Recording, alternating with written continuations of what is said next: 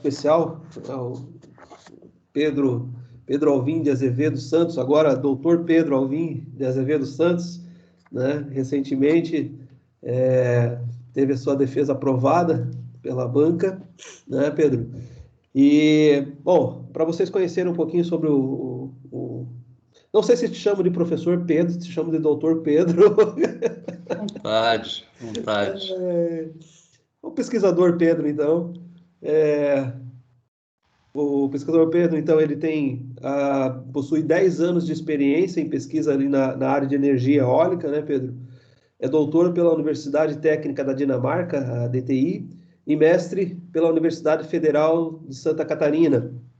Graduação em Engenharia de Produção Mecânica, né? O principal foco de pesquisa e caracterização do recurso eólico com a utilização de novas técnicas de medição. Pedro foi professor da Católica, nosso colega aqui, de 2015 a 2017, e consultor em energia eólica pela WEG de 2015 a 2016. E atualmente atua como pesquisador no renomado Instituto Fraunhofer, em Bremen, na Alemanha, né? Então, Pedro, em nome da Católica, agradeço mais uma vez o aceite aí para estar aqui conosco nessa noite. Eu sei que para ti aí, né, para a gente, nós estamos aqui 18h49, para o Pedro já é quase meia-noite lá, né? 23h49, é isso, Pedro?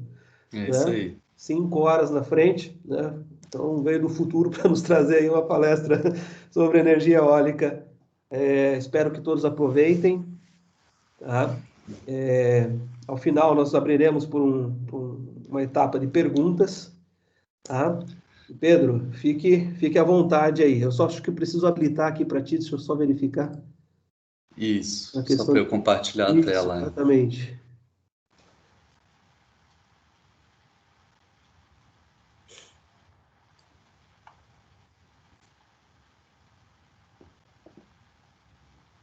Pronto. Pedro, Okay. A sala é sua, Pedro. Fique à vontade. Vamos lá. Então, aquela clássica pergunta, vocês conseguem ver minha tela? Sim, perfeito. Não, sim, perfeito. Então tá bom. Pessoal, boa noite. Eu propus o título, então, Tendências Atuais da Energia Eólica, uma perspectiva da interseção entre indústria e academia. E essa palestra, então, tá como a minha participação para os tópicos especiais de engenharia mecânica desse semestre. Eu vou começar, então, com uma breve agenda e eu também aqui já vou adiantar que eu pretendo ser bem livre, né, no tempo aqui, então se eu me empolgar demais, vocês me interrompem. Mas eu pretendo começar com uma introdução, falar um pouco sobre o que é transição energética e aonde que a gente está em termos de agenda para isso, quais são as tendências. E falando então no tema, que é energia eólica, eu queria tentar discutir com vocês os 3 grandes desafios da energia eólica hoje para os cientistas e para a indústria. E depois eu separei alguns estudos de caso, tanto da academia quanto da indústria, em tendências, para exemplificar o que são essas tendências em energia eólica. E por fim, eu vou propor um exercício, que é uma análise de dados reais de um parque eólico em operação no Brasil. Tá ok? Então, como objetivo de aprendizagem, ao final dessa palestra aqui, que eu não gostaria que fosse um monólogo de forma alguma, gostaria que vocês se desmutassem e falassem ao longo dessa palestra, por favor. Eu esperaria, né, que todos aqui pudessem descrever com números a importância das fontes de energia renovável na transição energética global, que a gente pudesse caracterizar quais são esses 3 principais desafios da energia eólica hoje, conectar esses desafios com desenvolvimentos da indústria, ou seja, com os estudos de caso, e ao final conseguir analisar um conjunto de dados reais, tanto de medição de vento, quanto de uma curva de potência de um parque eólico em operação. E eu também fiquei sabendo pelo professor Henrique que vocês já tiveram palestras com engenheiros da WEG, então eu acho que eu vou conseguir conectar alguns dos conceitos que vocês viram em palestras passadas. Ok, então sobre mim, alguém levantou a mão aí? Já quer falar? Vamos lá. Não. Ok, estava só testando. Como o professor Henrique introduziu, eu estou há 10 anos pesquisando sobre energia eólica, desde a minha graduação em engenharia mecânica na UFSC, e agora em 2021 concluí meu doutorado na Universidade Técnica da Dinamarca. A minha área de pesquisa é basicamente a caracterização do recurso eólico com novas tecnologias de medição, que é o que eu vou apresentar um pouco aqui hoje para vocês. E na foto da direita aqui, vocês podem ver uma caixa branca, um fundo bem bonito, né? Um vale com uma montanha ao fundo. E é uma foto de um experimento na Espanha, que foi o experimento do meu doutorado, onde eu instalei esses equipamentos que vocês vão, espero que consigam entender um pouco mais como é que ele funciona hoje. E fiz a medição do vento através de laser, que é o que esse equipamento mede, para a caracterização do recurso eólico em terreno complexo. Então, numa montanha, numa cadeia de montanhas no norte da Espanha. Então, é basicamente isso, meu perfil acadêmico e profissional. Como o professor Henrique já falou, fui professor da Católica com muito, muito prazer. Boa noite, Fabiano. E também consultor na VEG. Mas a parte de toda essa pesquisa e trabalho profissional, eu também gosto muito de andar de bicicleta. Então, é por isso que eu coloquei a foto ali, numa viagem que eu fiz entre a Alemanha e a Dinamarca de bike. E aí, uma outra coisa importante é que hoje eu estou no Instituto Fraunhofer de pesquisa, que talvez alguns de vocês conheçam. E o título da palestra, que é a interseção entre indústria e academia, eu coloquei ele porque basicamente é o que basicamente eu estou atuando hoje em dia. O Instituto Fraunhofer é um instituto de pesquisa financiado pelo governo alemão, que ele fica basicamente no meio entre a indústria e a academia. Então, se a gente pudesse fazer um gráfico aqui, onde no ponto azul aqui seria a universidade, que trabalha com uma pesquisa básica, muitas vezes financiadas por recursos públicos e um pouco longe da realidade, e a indústria sendo financiada por um dinheiro privado, com atividades muito aplicadas. E o Instituto Fraunhofer tenta ficar um pouco no meio disso, fazendo a ponte entre a academia e a indústria. Então é basicamente aonde eu estou atuando hoje. Eu gostaria de saber um pouco de vocês. A gente está com 20 e poucas, 30 e poucas pessoas aqui. Então vamos tentar entrar nesse link. Espero que todos consigam escanear esse. Fiquei sabendo que no Brasil agora todo mundo consegue escanear QR Code. Então espero que funcione. E eu vou clicar no link aqui também. Vocês conseguem ver a minha tela da pesquisa? Conseguem, ok? Então, basicamente, o que eu gostaria de saber é quantos alunos aqui e profissionais a gente tem da área de mecânica, quantos da elétrica e quantos de outros cursos que talvez tenha. Então, eu sou graduado em engenharia mecânica, eu vou clicar aqui e eu continuo cursando engenharia mecânica, porque a gente não para de... Então, espero que vocês estejam conseguindo. Só 12 pessoas votaram? Ixi, então foi muito rápido, talvez. Mas 50-50 para 12, a gente está com um terço da 7 votos.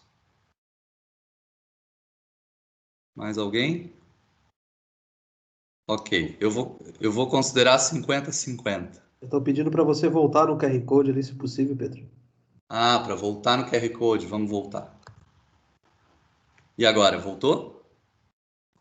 Sim. Voltou. Eu acho que eu fui muito rápido. Quem votou, não vote de novo, para a gente ter uma estatística sem viés.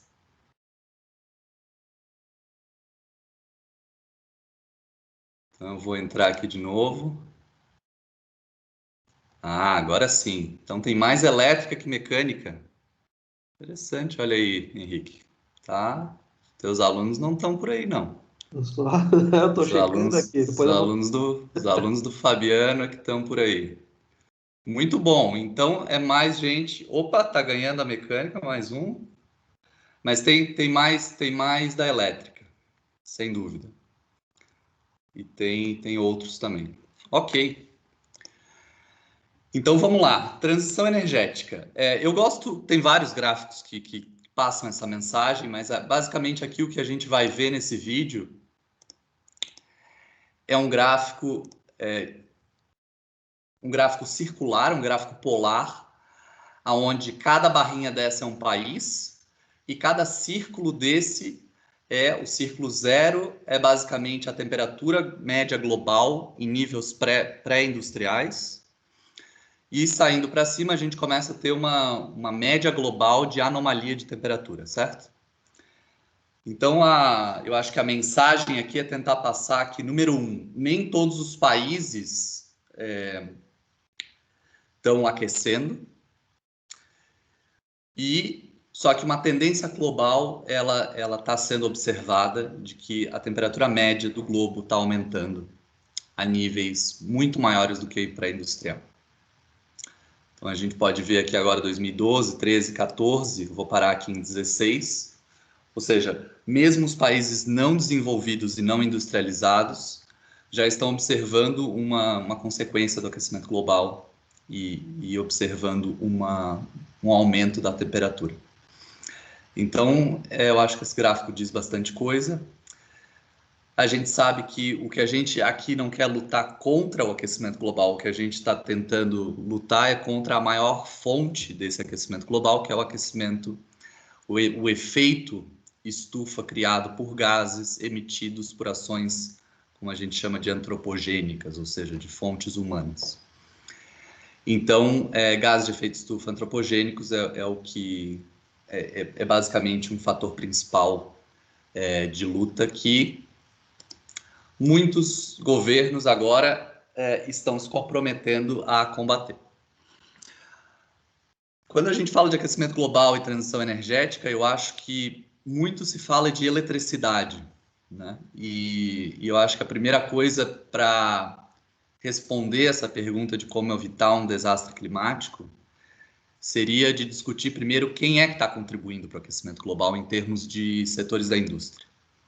E a eletricidade, sim, a eletricidade não renovável, ela é grande responsável, mas ela é basicamente um quarto, um pouco mais que um quarto disso. Então, no gráfico da esquerda, a gente consegue ver que outras áreas da economia, como manufatura que entenda como produção de ferro, produção de minerais, responde por 31%.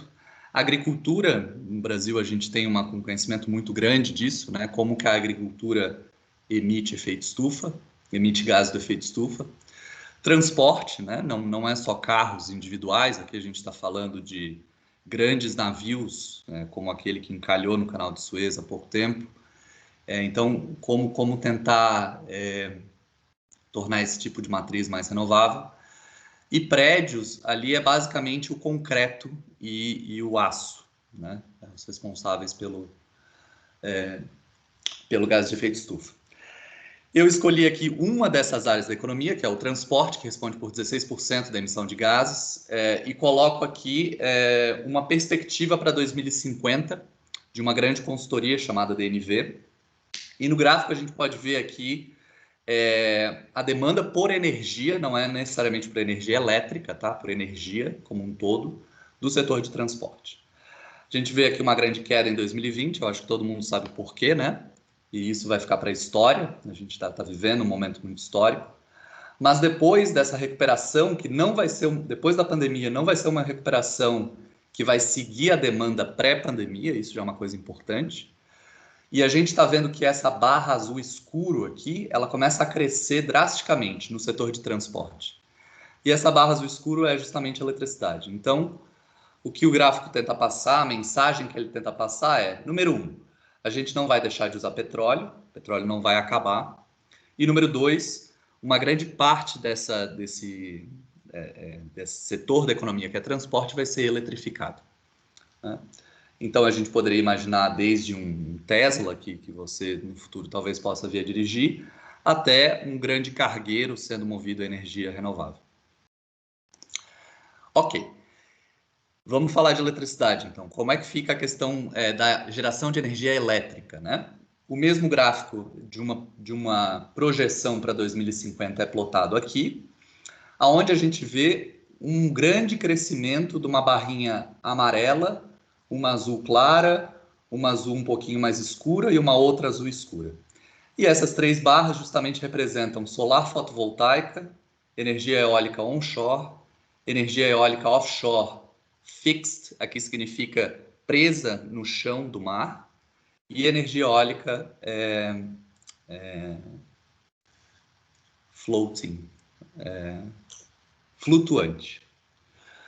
Pois bem, até 2050 a expectativa é que 62% da geração de eletricidade global seja representada por eólica e solar. Metade, 31% por eólica e metade por energia solar fotovoltaica. Então a gente pode falar que uma grande parte da solução da transição energética vai vir por energias renováveis, sim. Dentro das energias renováveis, os dois grandes protagonistas serão solar fotovoltaica e eólica, quase que em proporções parecidas. E aqui a gente está falando de geração, a gente não está falando de capacidade instalada, que é bem diferente, já que a eólica tem uma eficiência bem maior do que uma solar fotovoltaica. Então, para acontecer isso aqui em 2050, vai ter muito mais solar fotovoltaica instalada em termos de potência do que eólica. Muito bem. Como que a gente vai chegar lá? Engenheiros, basicamente, scaling up, fazendo as coisas maiores. Então, as turbinas eólicas estão crescendo, e isso a gente observa e já sabe. Essa é um estudo publicado na Nature, umas 3 semanas atrás, onde fizeram uma entrevista com vários cientistas e perguntaram para onde que vai ir o tamanho das turbinas eólicas. E, para mim, a minha opinião é que é uma perspectiva bem conservadora, mas a gente pode ver aqui, basicamente, que para 2035, turbinas onshore em torno de 6 megawatts de potência instalada, instaladas a 130, 150 metros de altura, e usinas eólicas offshore com 17 megawatts de potência instalada, cada turbina, né? Fazendas podem ter centenas dessas turbinas, instaladas para mais de 150 metros de altura. Eu coloco aqui só por uma questão de tamanho, para quem ainda não viu uma turbina eólica moderna de perto, né? Mas eu acho que no Brasil a gente tem a oportunidade de ver, pelo menos essas da direita aqui, de 2.5, inclusive que é o que a WEG vende hoje, né? Por exemplo. O Cristo Redentor aqui do lado e um Airbus 380. Eu não vou correr por esse link agora, mas aqui tem o link da ANEEL, onde você pode ver um mapa com todas as usinas de produção de eletricidade instaladas no país. Eólica, solar, térmica, hidrelétrica. Eu acho que é um mapa bem interessante para você ver para onde que isso está caminhando, para onde que está sendo instalado mais eólica, né? Costa do Nordeste, sul do Brasil, interior da Bahia, onde que está sendo instalada solar, Centro-Oeste, bastante no Norte agora, Pará, e aonde que estão as grandes hídricas que vão continuar operando, né, e dominando a nossa matriz. Ok, essa era a primeira parte. Ninguém levantou a mão.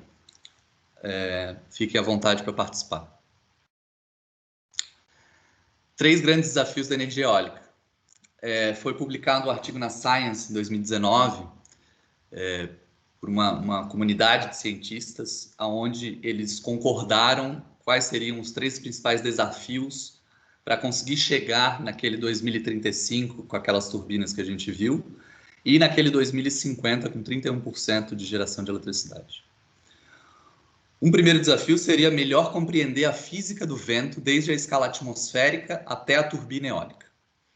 O que a gente quer dizer com isso? O recurso eólico, eu acho que vocês já viram com o professor Henrique e também com as outras palestras, ele é variável e ele ocorre em diferentes escalas, tanto espaciais quanto temporais.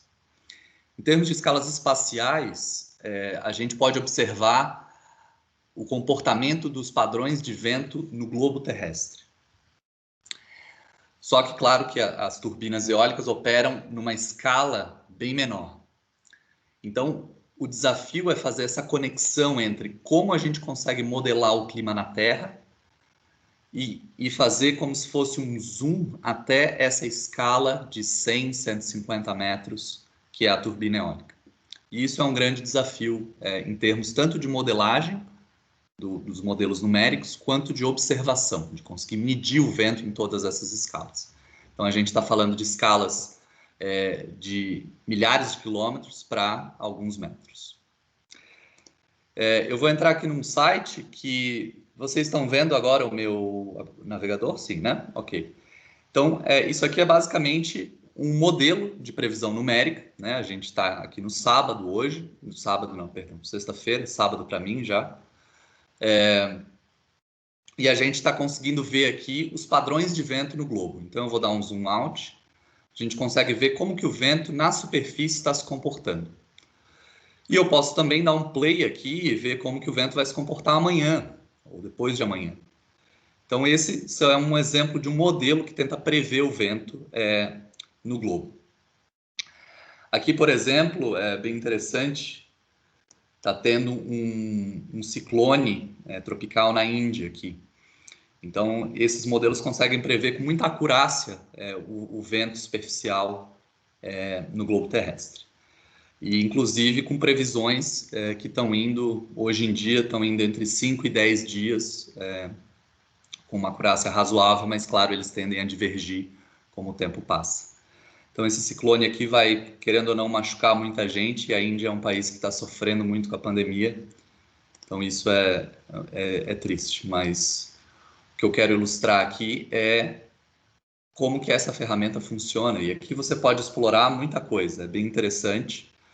A gente pode ver, por exemplo, aqui, algo bem interessante na costa do Brasil, basicamente por que a gente tem tanta energia eólica no Brasil, aqui na costa do Nordeste, porque a gente tem esses ventos, chamados ventos alísios, que vêm e basicamente perto do Equador, aqui eles se encontram no norte e no sul, e a gente tem esses ventos de uma forma bem constante ao longo de todo o ano. Você pode ver nuvens, você pode ver temperaturas, você pode ver temperaturas, você pode ver diversos mapas aqui. Então, por exemplo, para quem gosta de surfar e ver o Indiguru, por exemplo, é uma derivação desse modelo. Aqui é da onde vem os dados brutos, né? Ok, então esse é o desafio, é sair daquele mapa e conseguir chegar na turbina, né? Uma forma de tentar fazer isso é através de modelagem, ou seja, de tentar usar aqueles modelos em escala global e tentar criar um modelo na escala da turbina. Então aqui eu vou exemplificar com o resultado de uma universidade dos Estados Unidos, um setup de um modelo de simulação numérica, de CFD, que vocês provavelmente já devem ter ouvido falar, ou se não vão ouvir falar no curso de graduação, que é basicamente resolver as equações de Navier-Stokes.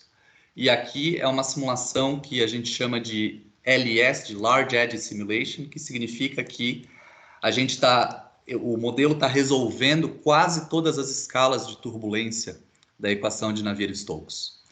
Então, em mecânica dos fluidos, vocês veem como resolver quais são essas equações, e esses modelos numéricos tentam resolver quase todas as escalas de turbulência dessas equações. Então, a gente pode ver aqui, basicamente, é uma fazenda eólica, idealizada, claro, com várias fileiras de turbinas, e cada turbina está operando e você consegue ver as cores mais quentes, que é o vento mais forte, e as cores mais frias, que é o vento mais fraco. Ou seja, a gente vai conseguir ver aqui a esteira, o efeito de esteira de cada turbina. E a turbina da frente claro, o efeito de esteira dela está diminuindo a potência gerada da turbina de trás. Uma coisa bem interessante desse vídeo é ver que a esteira ela não é constante, ela ela varia com o tempo, né? E como ela quase que dança no espaço. Então, isso é uma coisa que o modelo consegue representar de uma forma muito acurada. A modelagem é algo bem importante para a gente conseguir entender como que uma turbina influencia a outra e como que a produção de uma turbina que está, por exemplo, na quarta, quinta, sexta fileira vai ser diferente da primeira. Essa é uma representação lagrangiana, ou seja, tentando seguir uma partícula de fluido que está viajando ao longo do parque eólico. Esses vídeos vão estar todos nos slides, vocês podem dar uma olhada com mais calma depois. Então, esse é um grande desafio, esse é o primeiro grande desafio. O segundo grande desafio é mais numa área de interação entre o vento e a estrutura, né, e a turbina em si. Ou seja, é um problema de aerodinâmica, ou seja, entender como que o vento chega na pá da turbina eólica, dinâmica estrutural, ou seja, como que a estrutura da turbina eólica responde a essa variação do vento, e hidrodinâmica, ou seja, quando a gente coloca turbinas no mar, a interação entre as ondas do mar e a dinâmica do oceano com a estrutura também tem que ser estudadas. Então, hoje, a figura da esquerda mostra um modelo de um laboratório dos Estados Unidos que tenta acoplar tudo isso.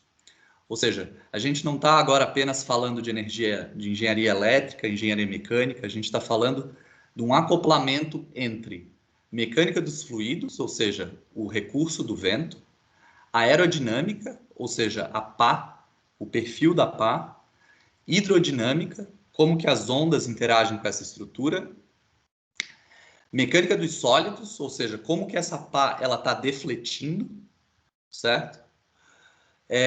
Servodinâmica, como que os controles da turbina estão reagindo a esse recurso eólico. Então, como que os meus controladores, programadores do PLC, programadores lógicos controláveis, devo estar falando errado, mas estão respondendo ao recurso eólico. A aeroelasticidade, ou seja, como que a turbina ela está defletindo e como que eu posso prever essa deflexão. E a estrutura da fundação, como que a estrutura da fundação está respondendo às ondas e ao vento. E por último, mooring, aqui como é uma turbina offshore, como que essa turbina está se movendo no mar. É uma turbina flutuante, né? Que a gente vai comentar um pouco depois. Eu não vou mostrar agora, mas aqui do lado direito tem um vídeo de como é testada essas pás, ou seja, antes delas irem para ser operadas em turbinas eólicas, há um teste de deflexão. Então, é mecânica de sólidos pura, vocês podem ver como que é feita hoje o teste dessas pás, que como vocês viram alguns slides atrás, uma turbina de 17 megawatts, a gente pode voltar aqui rapidinho, tem um diâmetro de 250 metros, então cada pá tem um comprimento de 125 metros, tá ok? Então, é algo muito grande, é basicamente o dobro, mais do que o dobro da pá da atual turbina da WEG. Ok. Terceiro desafio. Terceiro desafio é uma questão de como que a gente vai integrar um recurso altamente variável, como é o eólico e o solar fotovoltaico, na rede elétrica. Então, agora eu estou conversando direto com a maioria aqui da engenharia elétrica, como ter uma visão sistêmica de integrar, e aqui eu estou falando uma integração elétrica, integrar essa fonte de energia eólica na rede de energia do futuro. Tá? E aqui eu decidi colocar uma realidade brasileira, que a realidade brasileira demorou um pouco, já é realidade aqui na Europa, por exemplo, há bastante tempo, que é um preço horário da energia. Né? Então, como que a gente pode tentar integrar frontes variáveis, tentando diminuir o espaço de tempo que a gente opera o sistema de energia. Então, o ONS, o Operador Nacional do Sistema, no Brasil, tem um sistema chamado de PLD, que é o Preço de Liquidação de Diferenças. Basicamente, a gente pode entender isso como uma mesa de negociações, onde os operadores que têm energia sobrando levam a sua energia para essa mesa e os operadores que têm energia faltando compram desses operadores para as diferenças ficarem iguais. E esse preço de liquidação de diferenças, ele varia. E antes ele variava a cada mês, e agora ele está variando a cada hora, ou seja, eu posso trocar energia em base horária. E esse PLD horário é muito importante, ele traz grandes desafios, lógico, mas ele também traz uma grande vantagem para se eu conseguir prever a minha geração eólica, ou solar, ou hídrica em base horária, eu vou poder, digamos, tirar vantagem desse sistema. Então aqui eu mostro basicamente a variação do PLD horário para os 4 grandes grids no Brasil, divididos por região, Norte, Nordeste, Sul e Sudeste, e o PLD de maio aqui. Então, basicamente, o que o gráfico quer mostrar é que o preço da energia, e aqui é um preço específico da energia, não é o preço da energia que vai para o bolso do consumidor, né? É o preço da energia que é trocado entre operadores, varia bastante e depende de cada região. Então, aqui a gente viu um pico no Sul, no início de maio aqui, provavelmente devido a um bottleneck, a uma impossibilidade de trazer energia de São Paulo, por exemplo, que explodiu o preço, né? A gente sabe também que os reservatórios das hidrelétricas estão baixos, então o PLD também está sendo afetado por isso, com certeza. Depois, se Fabiano ou Viana quiserem comentar sobre o PLD horário, fique à vontade também. Pois bem, chegamos então para tendências na energia eólica agora. Então, 3 estudos de caso que eu vou apresentar aqui. O primeiro são novas técnicas de medição. Então, antigamente, a forma de medir o recurso eólico era através de torres meteorológicas. Ou seja, colocar uma torre, certo? É uma antena, imagine uma grande antena com braços, onde você coloca equipamentos de medição do vento nesses braços. Eu acho que na palestra do Elias, da VEG, algumas semanas atrás, quem estava lá assistindo, viu que o Elias deu um bom overview de como medir o vento com essas torres meteorológicas. A nova tendência, claro, é que os aerogeradores cresçam, os aerogeradores fiquem maiores, mais altos, e essas torres fiquem cada vez mais altas também, já que a gente quer medir o vento na altura da turbina. Vocês podem imaginar naturalmente que já não é uma estrutura barata e à medida que a gente vai crescendo em termos de tamanho, a estrutura vai ficando cada vez mais cara. Se eu quero ir agora instalar turbinas no mar, offshore, eu vou ter que montar uma torre também no meio do mar. E o preço, então, é ordens de grandeza maior. Há uma tecnologia de medição remota do vento que ela é muito antiga já. Da década de 50 e 60, já se sabia que era possível medir o vento através de laser ou do som, que é o que a gente vai ver agora. Na década de 90, houve uma revolução tecnológica onde essa tecnologia de medição do vento a laser foi conseguido fazer os mesmos resultados com essa tecnologia, utilizando tecnologia de telecomunicações, ou seja, a eletrônica das telecomunicações foram utilizadas para tornar essa tecnologia muito mais barata a partir da década de 90. E hoje em dia a gente tem equipamentos como a foto aqui, a segunda foto, que é essa caixinha branca, que eu também me lembro que na palestra do Elias ele comentou sobre essa tecnologia. É basicamente um equipamento que vai atirar um raio de laser e vai conseguir medir o vento de uma forma remota. Hoje a gente tem esse tipo de equipamento tanto em terra, né? Aqui ele está ao lado de uma torre meteorológica para ser comparado, e aqui ele está numa boia no meio do mar. Eu acho que eu não preciso fazer muitos argumentos para falar que esse tipo de equipamento ele é portátil, para começar, muito diferente de uma torre meteorológica.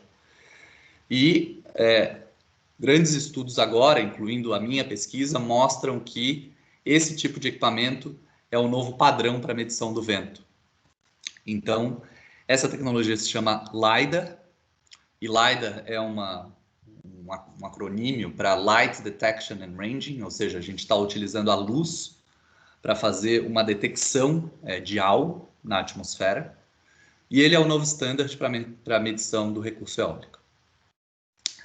A gente está vendo aqui na foto da esquerda essa caixa branca, né, que é um LiDAR, e basicamente vocês podem imaginar que ele está atirando um laser infravermelho, ou seja, a gente não consegue vê-lo, com uma frequência FE, E na atmosfera a gente tem partículas, aerossóis. Diferentes aerossóis. Ele pode ser partículas de sal, pode ser partículas de poluição, pode ser areia, poeira. E a gente parte do pressuposto, a hipótese é que essas partículas viajam, ou seja, são transportadas na mesma velocidade do vento.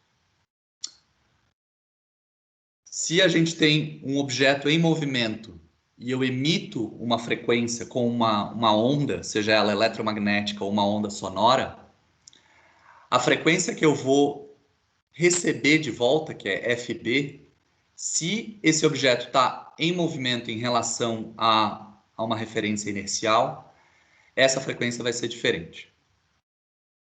Provavelmente o professor de física de vocês também está nessa sala, talvez o Henrique tenha dado o efeito Doppler para vocês.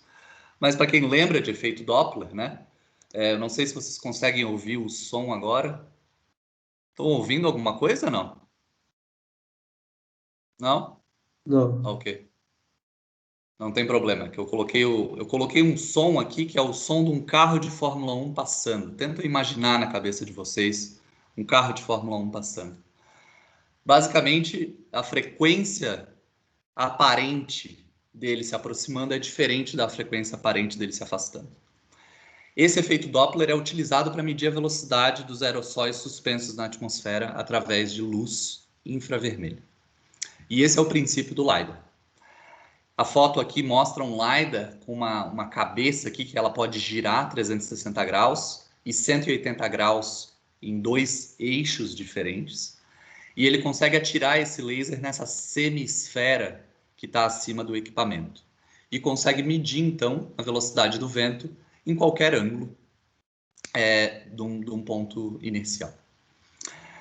Se a gente definir um sistema de coordenadas agora, onde a velocidade medida é VR, num ponto M, a gente pode relacionar esse efeito Doppler, ou seja, essa diferença de frequência entre emitida e recebida, com uma velocidade radial. Uma coisa muito importante que eu gostaria que vocês guardassem: o LiDAR, ele não mede a velocidade horizontal do vento, ele não está medindo o vento na horizontal, a não ser que ele esteja atirando na horizontal ao longo do vento.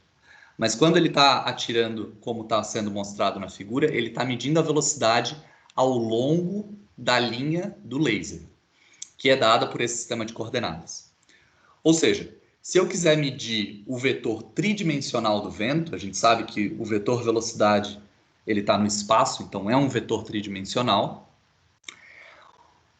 A velocidade radial que eu estou medindo ela é uma projeção do vetor tridimensional do vento. Por isso que eu estou fazendo um produto vetorial entre esse vetor n, que é o vetor ao longo do laser, e o vetor velocidade. Ou seja, eu acho que fica fácil de ver agora, não se assustem pelo sistema de coordenadas, mas sistema de coordenada cartesiano, nós precisaríamos de ao menos 3 posições do laser para conseguir medir o vetor tridimensional do vento. E é basicamente o que esses equipamentos fazem. Eles fazem uma estratégia de atirar em 3, 4, 5, 6 posições diferentes e fazer a reconstrução do vetor tridimensional do vento. Basicamente é isso que é feito. Gustavo levantou a mão, pode falar. Pedro, só uma pergunta. Quando tu estava falando aí do LiDAR, que ele dispara, né, esses raios de laser em várias direções, né? Isso é feito de tempos em tempos, ou é feito simultaneamente? Não, é feito de tempos em tempos. Então, já tem uma outra... A primeira hipótese é que os aerossóis estão viajando com a mesma velocidade do vento. Uma segunda hipótese é que, digamos que eu atire quatro tiros de laser, né? E que cada tiro ele é feito a cada 6 segundos, mais ou menos. Então, 6, 12, 18, 24. Eu estou partindo do pressuposto que o comportamento do vento, a turbulência do vento, ela está congelada. Então, essa hipótese de Taylor de congelamento da turbulência é uma outra hipótese. E a terceira... Se eu tivesse alguma situação onde eu tivesse uma flutuação muito grande de velocidade do vento, talvez tu teria que diminuir muito esse intervalo, né? Exato. Então já é uma outra hipótese de congelamento da turbulência. E uma terceira hipótese é de que quando eu estou atirando em diferentes direções, ele forma meio que um cone. E você imagina que esse cone aqui, com esse ângulo dessa linha vermelha, ele vai abrindo, né? Ou seja, lá a 100 metros de altura, a área do cone, ela é mais ou menos um raio de 100 metros. Então, eu estou também partindo do pressuposto que essa área representa um terreno similar, ou seja, que o vento se comporta de forma similar no espaço também. E isso não necessariamente é verdade. Se eu tiver num terreno complexo, numa montanha, num vale, então ele também não se comporta. Então, é uma hipótese de aerossol viajando com o vento, uma hipótese temporal do congelamento da turbulência e uma hipótese espacial, né? Enfim, daí tem diferentes métodos para tentar diminuir essas hipóteses. E mais uma perguntinha, se me permitir, Pedro. Quando tu falou ali sobre as torres, né? Eu imagino que um dos problemas da torre é que ela é invasiva no processo de medição, ela não pode alterar o escoamento, né? Uhum. Teoricamente, eu vejo que esse LiDAR, pelo menos, ele não tem esse problema, né? Porque se eu coloco lá a torre, e ela vai influenciar no ponto onde tu está medindo, né? Com certeza. A torre, tanto que tem, claro, normas internacionais que basicamente dizem qual o formato da torre, triangular ou circular é melhor, mas independente, sempre que você instalar uma torre, vai ter um setor do vento que é, é, ele é influenciado pela esteira da própria estrutura. E o LiDAR, de fato, não tem nenhuma digamos, influência da estrutura em si. Mas a gente tem que lembrar que essas hipóteses de homogeneidade, elas têm que valer. E a torre tem a vantagem de estar medindo em um ponto, né? Ou seja, é uma medição pontual. E o LiDAR é uma medição volumétrica. Então, basicamente essas diferenças. Legal. Henrique. Obrigado. Tá, eu tenho, Pedro, acho que 2 ou 3 perguntas e depois tem o Fabiano na vez ali também. Então, vamos lá, se você permite. Bom, pelo que eu entendi do funcionamento, né, eu conheço o LiDAR já também, mas não a fundo e com certeza não tanto quanto você. Mas ali trabalha-se basicamente o laser é uma onda eletromagnética, né? E a minha pergunta não sei se você também tem esse nível de resposta, tá? Porque ali basicamente o que acontece é a reflexão, né? Lá quando chega nos aerosóis, é a reflexão da onda com uma frequência diferente. A minha pergunta dependendo da energia, né? Isso pode acontecer absorção dessa onda pelas partículas e de tal maneira a mascarar um pouco a frequência da onda resultante, da onda refletida, aliás. Isso pode ser, faz sentido, não faz? Enfim. Faz total sentido essa primeira pergunta, e isso foi. Eu acho que eu também introduzi o LiDAR no slide passado, falando que é uma tecnologia antiga, porque isso foi muito estudado. Ou seja, quando a gente atira um laser, dependendo da frequência, há basicamente 2 tipos de reflexão: Me, ou seja, de scattering, né? Me scattering e Rayleigh, de espalhamento. Me scattering e Rayleigh scattering. E eles estudaram esse tipo de espalhamento para a onda infravermelha e conseguiram ver, número 1, qual é a potência do laser que eu preciso para ter um nível de absorção e de espalhamento que o meu detector consiga detectar. E número 2, quantos pulsos de laser eu tenho que emitir para eu conseguir fazer a detecção desse VR aqui. Ou seja, esse delta F, que é o efeito Doppler, no final, ele é bem pequeno. Então, eu preciso basicamente o que a gente chama de uma detecção coerente. Então, antes do laser sair da lente e ir para a atmosfera, ele é passado por um divisor e é guardado essa frequência FE. E quando a FB volta, a frequência refletida volta, ela é amplificada e comparada com essa FE que foi guardada. Então, é basicamente o que é chamado de uma detecção coerente. E aí é feita uma FFT, ou seja, ao invés de medir no tempo, é medindo na frequência. E isso ensemble average, ele é promediado, ele é acumulado por vários pulsos de laser. Então, essa tecnologia que eu estou mostrando assim é um laser pulsado que calcula, faz uma detecção do FB de forma que esse espalhamento já está considerado para os aerossóis observados na atmosfera. Ele amplifica essa FB e guarda a FE para ter uma comparação mais precisa. Uhum. Muito bom, muito legal. Ah. Uhum. E a outra pergunta era em relação à precisão mesmo, né? Então, você tem uma ordem de comparação entre a precisão da torre com o LiDAR? Sim. Eu não coloquei nenhum gráfico aqui, mas a gente sabe que um anemômetro numa torre anemométrica hoje tem uma precisão na ordem de 0,1 metro por segundo. E o LiDAR, num terreno plano, fazendo esse cone de medição, ele chega a uma precisão de 0,2 metro por segundo. Ou seja, você pode falar, ele é 2 vezes mais impreciso que um anemômetro de copo, mas a precisão de 0,1 para 0,2, para as vantagens que ele apresenta, Sim.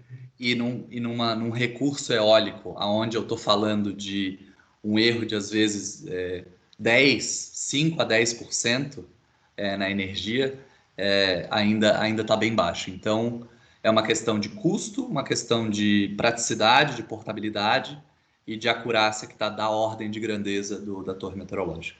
Se me permite, só mais uma última pergunta, Pedro. Vai. Seguinte, dependendo da onde vai se instalar, né? Por exemplo, lá no Nordeste é muito fácil de você, pelo que você mesmo comentou, nos ventos alísios, é muito fácil de você, entre aspas, escolher uma região. É quase como se você chegar lá e, vou plantar aqui os meus aerogeradores e está tudo certo. É quase assim por lá. Então, qual que é o vento lá? Mas se a gente vem aqui, por exemplo, para a região sul, em alguns locais a gente coloca em terrenos que são aclives, né? O LiDAR ele pode funcionar, porque você está falando aqui, ele abre um cone, né? E dependendo do tipo de terreno, se tiver um aclive muito acentuado, o próprio terreno pode gerar sombras para o LiDAR ali e interferir na medição. Também faz sentido isso? Sim, hoje o que está acontecendo a gente tem que lembrar que o LiDAR ele tem uma parte de óptico-eletrônica e ele tem uma parte de processamento de dados. E o que está sendo feito hoje pelas empresas de LiDAR dentro dessa parte de processamento de dados, colocar um modelinho numérico. Então, o que eu apresentei antes ali, aquele modelo numérico que simula o escoamento, tem um modelo numérico dentro do próprio LiDAR, que ele sabe aonde ele está. Ele pega um terreno da onde ele está, digamos que esteja lá na Serra do Rio do Rastro. Tem um baita de um aclive lá. Ele calcula o terreno, roda as equações de Navier-Stokes linearizadas, calcula esse ângulo que o laser está com o vento predominante e corrige, projeta o laser sobre esse vento predominante. E ele te dá uma velocidade corrigida. Então, é o que eles chamam de Complex Flow Algorithms, um algoritmo de terreno complexo. Então, isso foi pesquisado, claro, né? O meu doutorado também fez parte disso, e hoje já está na indústria, faz parte dos produtos de prateleira. Muito legal, muito legal. Beleza, obrigado, Pedro. Só vamos para ali, tem a pergunta do professor Fabiano ali no chat, eu posso ler até aqui? Claro, eu não estou vendo o chat, por Sim, favor. não, pode deixar que eu repasso para você. Então, o professor Fabiano, boa noite, Pedro. Em geral, os aeroportos realizam medições por balões meteorológicos, soltados de 2 a 3 vezes por dia, de 2 a 3 vezes por dia. Esses dados não são ou poderiam ser utilizados nesses estudos de potencial eólico e velocidade de ventos? Boa pergunta. O valor das radiosondas nos aeroportos hoje é para uma coisa que a gente ainda está pesquisando no LiDAR, que é um perfil de temperatura. Ou seja, o grande valor da radiosonda é conseguir ter um perfil de temperatura para medir a estabilidade do vento, se está mais frio no chão e mais quente em cima, ou mais quente no chão e mais frio em cima. Então, esse perfil de temperatura, o LiDAR, ele consegue medir vento, ele ainda não consegue medir temperatura. Quer dizer, ele consegue medir, mas ainda está no laboratório. Ou seja, a partir do momento que a gente conseguir medir temperatura em termos industriais, com produtos de prateleira, com tecnologia LiDAR, a própria radiosonda vai começar a perder um pouco de valor. Dá para usar a radiosonda para energia eólica? É um pouco difícil porque, como a pergunta mesmo colocou, o espaçamento temporal dela é muito pobre, né? Então, a resolução temporal dela é muito pobre. O vento se comporta de uma forma, como a gente viu, variável. Tem variações anuais, ou seja, venta mais numa determinada época do ano e venta menos numa outra. Tem variações diurnas, às vezes venta mais de dia e venta menos à noite, ou vice-versa. Mas também tem variações dentro da mesma hora, dentro do mesmo minuto. Ou seja, várias escalas de variação do vento que a radiosonda, digamos que ela esteja sendo lançada a cada 3 a 6 horas, ela vai pegar uma variação a cada 12 horas, a cada 24 horas. Mas a operação do aerogerador, geralmente, ela é analisada em base de 10 minutos ou menos. Então, geralmente as medições na indústria eólica, elas são feitas no mínimo a 1 Hz, ou seja, uma vez por segundo. Então, se a gente conseguisse lançar uma radiosonda a cada segundo, o que eu tenho certeza que é muito trabalhoso e caro, eu ainda defendo que em alguns anos o LiDAR vai conseguir substituir a radiosonda. E o LiDAR já está, esse LiDAR que vocês estão vendo no slide agora, já está sendo usado em aeroportos. Então, por exemplo, esse LiDAR que ele consegue fazer esse escanear, né? Ele consegue escanear o vento. Eles são instalados em aeroportos do lado da pista de decolagem e eles conseguem detectar os vórtices dos aviões e diminuir o tempo entre decolagens e pousos. Então, esses LiDARs já estão sendo usados em aeroportos, uma vez que eles conseguirem medir temperatura, não vai ter mais necessidade de alguém lá meia-noite lançar um balão meteorológico. Para a operação de aeroportos, para questões meteorológicas, eu acho que ainda tem valor. Difícil a pergunta, todas. Só uma coisinha, Pedro. Eu acho que o pessoal não está conseguindo, quem não é da turma, não está conseguindo acessar o chat. Então, Mas não, pode não, desmutar e falar. ou pode falar ou mandar pelo meu chat, eu leio a pergunta, tá?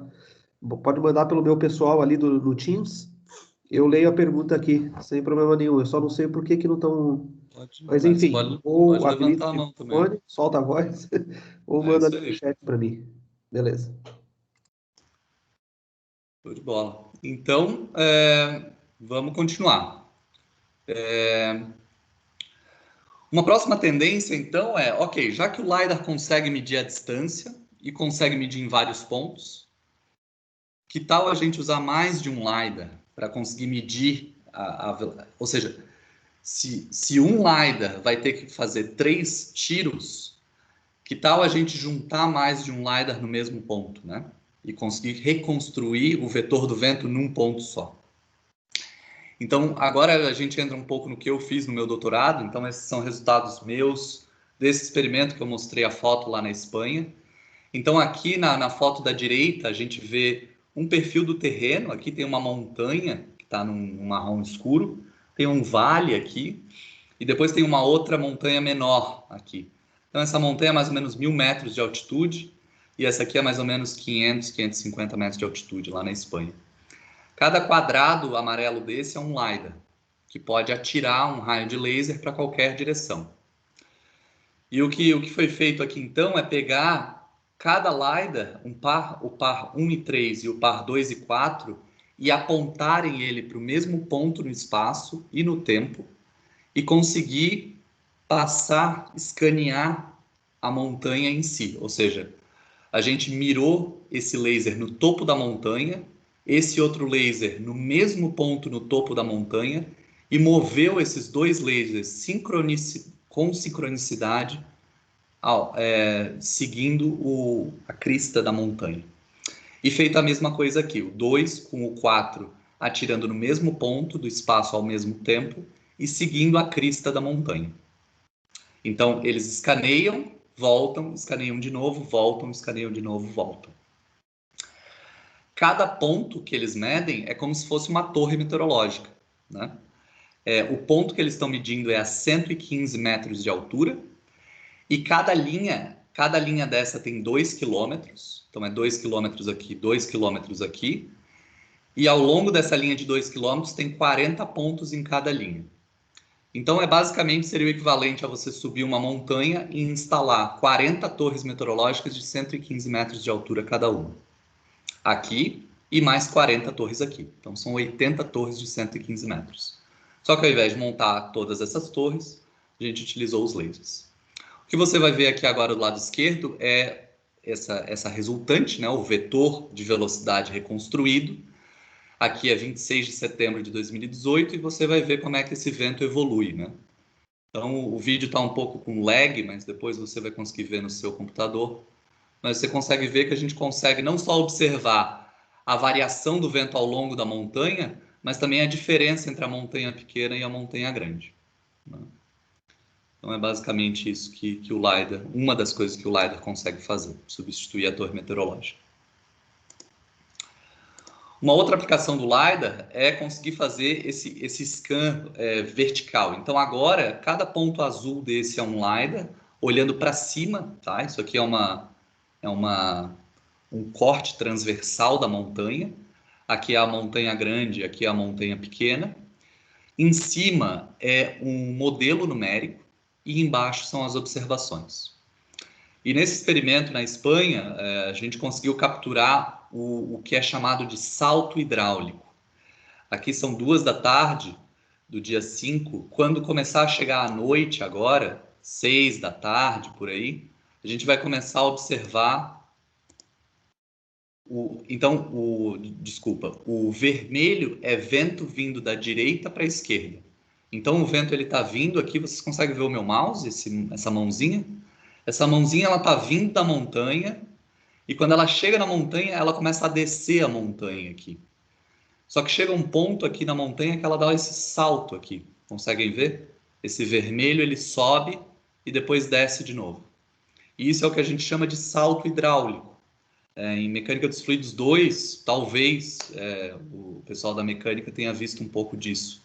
O que é um salto hidráulico.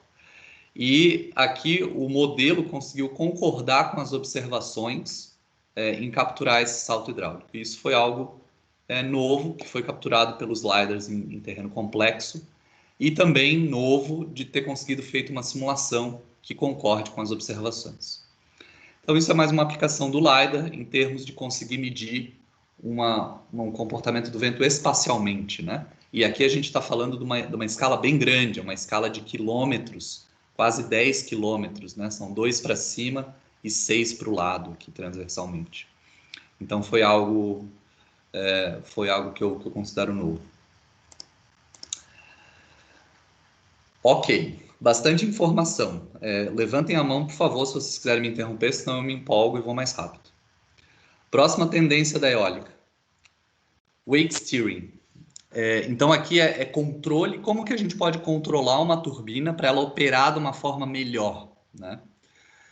Lá naquele vídeo que a gente viu da simulação numérica, a gente viu que as turbinas elas estavam uma atrás da outra, né, numa grade, e o vento estava vindo, e a turbina da frente tem um vento forte, e depois tem um efeito de esteira que interrompe a turbina de trás.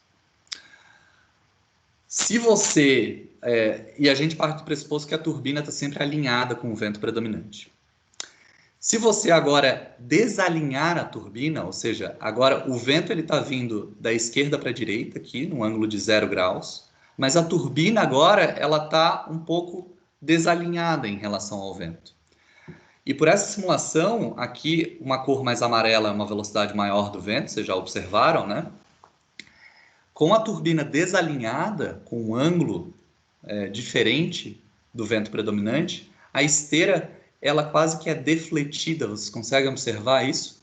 Ou seja, se a turbina ela gira um pouco em relação ao vento, a esteira ela vem para baixo aqui. E ela vem para baixo ao ponto de conseguir liberar um espacinho para a turbina de trás conseguir ver o vento mais forte que está vindo da frente. Então isso é algo interessante, que vai provavelmente, a teoria é que ela favoreceria a geração da fazenda como um todo, tá? Então é a ideia de que eu, como turbina da frente, Se for uma turbina gananciosa, que quer produzir o máximo de energia só para si, ela poderia ficar como no gráfico de cima. Mas, se a turbina quiser operar no coletivo e aumentar a produção do parque como um todo, há a possibilidade de fazer esse que chama de wake steering, ou seja, deflexão da esteira. Aqui na da direita também é uma outra simulação com um maior número de turbinas. E tem vários estudos agora, 2020, 2021, é uma tendência muito grande na área de pesquisa. Isso não está acontecendo no mundo real ainda. Por vários motivos que a gente pode discutir depois. Mas eu acho que deu para entender a ideia, né? Ou seja, ao invés de você ser ganancioso e querer só para si, cada turbina tentar produzir o máximo, é as turbinas operarem em conjunto e tentarem coletivamente gerar a maior quantidade de energia. Então agora é um próximo estudo também de 2020, onde foi estudado justamente isso.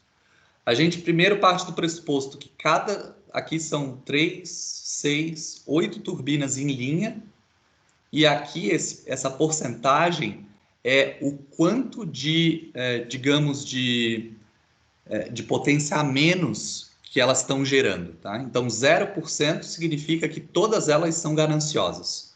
Todas elas estão dando 0% de arrego, digamos, né? Não sei como falar isso em português, mas elas estão todas produzindo na máxima potência. Então, cada uma está tentando ser o melhor para si. E, em conjunto, elas estão produzindo 40,85 gigawatt-hora.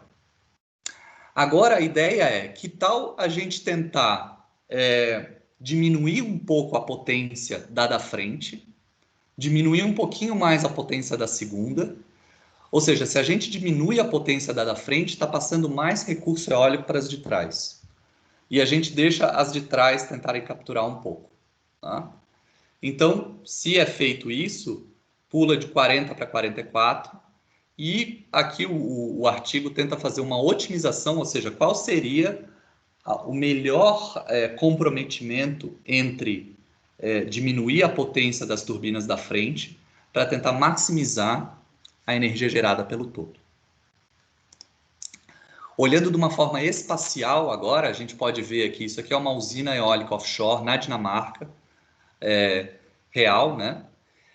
Então, aqui no gráfico da esquerda, a gente mostra como que ela está sendo operada na vida real. Então, aqui a porcentagem, os pontos representam as turbinas, a porcentagem representa quanto que cada uma está tentando produzir a menos para favorecer o todo. Então, aqui as de trás estão sendo gananciosas, claro, porque elas já estão conseguindo a menor velocidade do vento, elas têm que tentar produzir o máximo. Mas as da frente estão aqui 10% a menos, 11% a menos, para tentar favorecer as que estão atrás. O coletivo está produzindo 43,43. O método que o paper propõe é tentar fazer uma otimização disso, né? Então, aqui no caso, ele está, na realidade, botando todas as turbinas para ser um pouco mais gananciosas, porque isso aqui foi bem conservador, e a otimização disso mostrou uma potência total de 57,75. Então, a metodologia mostra que para qualquer layout de turbina, o modelo propõe uma forma de que todas as turbinas possam colaborar para maximizar a potência gerada. E isso é bem legal, porque isso não tinha sido pensado antes, né? A ideia era que cada turbina tem que ser a melhor turbina para si, né? Então, isso também é uma tendência da eólica atualmente. Tudo bem? Última. Eólica offshore. A gente sabe que as turbinas podem ser instaladas na terra, mas atualmente elas também estão sendo instaladas no mar. Tá? Sendo instaladas no mar, aqui eu meio que inverti a ordem dos slides. Eu queria apresentar primeiro esse slide. Então aqui eu estou vendo várias turbinas offshore, né, que estão sendo instaladas no mar. E o que está mudando aqui é a profundidade do mar. Tá? Então do lado esquerdo a gente tem um mar mais raso e do lado direito um mar mais fundo. À medida que a gente vai para longe da costa, a tendência é que o mar fique mais fundo, né? Então, o início da energia eólica offshore foi basicamente a mesma coisa que eólica onshore. Eu vou montar uma torre, vou fixar a torre no leito do mar, né? Ou seja, no chão, e ela vai ficar ali. Depois foram desenvolvidas para águas mais profundas outras tecnologias que foram pegadas de empréstimo da indústria do petróleo e gás, né? Ou seja, estruturas que a gente chama de jackets, de jaquetas estruturais de aço, que foram, basicamente, são as estruturas que a gente vê nas usinas, nas plataformas de petróleo, e aí a gente coloca uma turbina eólica em cima. Aqui do lado direito, a gente está vendo as novas tecnologias, que são turbinas eólicas flutuantes, ou seja, elas não estão diretamente presas e sedimentadas com uma fundação no fundo do mar, porque isso seria proibitivo em termos de custo. E aqui, só para vocês terem uma ideia de grandeza, a gente está falando de essas da esquerda aqui, que são chamadas de monopile, né? Que é basicamente uma torre, 30 metros de profundidade. Jaquetas, a gente está falando mais ou menos de 60 metros de profundidade. E eólica flutuante, a gente está falando daí para cima. Tá? Então, essa é a nova tendência, ou seja, países, eu já vou mostrar agora o mapa, países onde tem uma faixa de águas rasas que não é muito larga, eles estão direto indo para a energia eólica flutuante para tentar se aproveitar dessa tecnologia. Eu queria mostrar agora o que está acontecendo no mundo em termos de eólica offshore. Então, a gente sabe, isso é uma coisa que é conhecida, que a eólica offshore, ela nasceu aqui no Mar do Norte, né? Então, só para vocês terem uma ideia, a gente está na Europa aqui, e vocês estão aí em Jaraguá, e eu estou aqui em Bremen, na Alemanha, e aqui é onde está nascendo a eólica offshore no mundo, né? Então, só para vocês terem uma ideia, esse aqui, o azul, é o Mar do Norte, e essas áreas pintadas aqui são áreas designadas para eólica offshore. As áreas coloridas são as áreas verdes, são usinas eólicas já em operação. As áreas amarelas são áreas que vão ser construídas. As áreas roxas são áreas que estão em processo de permissão. E as áreas azul escura aqui são áreas em planejamento. Então a gente pode ver que o Mar do Norte está bombando, né? Em português, eu acho que é basicamente essa a expressão. Tá bombando eólica offshore. Muitas empresas vindo para esse mercado e se utilizando da herança do petróleo e gás, do conhecimento de estruturas de petróleo e gás, tanto de transmissão quanto de plataforma, para instalar eólicas offshore, né? Então, esse aqui, por exemplo, é o Mar do Norte da parte da Alemanha, né? Então, aqui a gente pode ver o que está sendo instalado na Alemanha.